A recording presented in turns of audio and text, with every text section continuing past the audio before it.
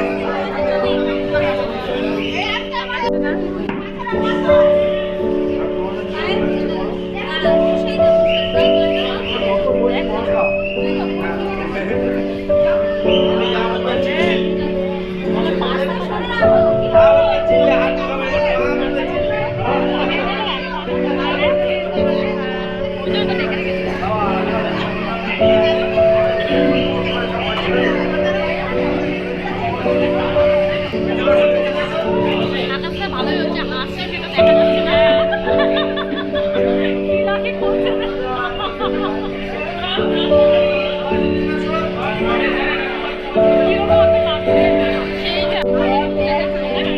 নমস্কার করো।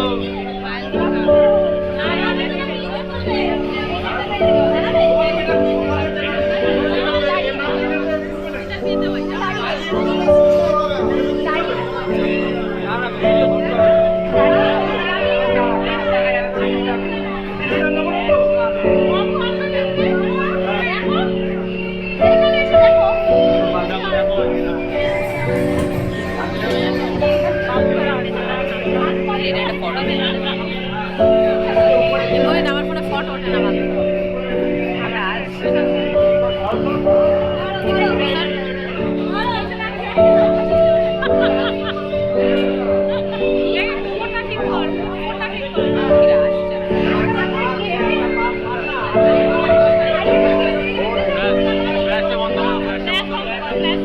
বন্ধ করো, তোমার ফ্ল্যাশটা বন্ধ করো। আমার ফ্ল্যাশ বন্ধ।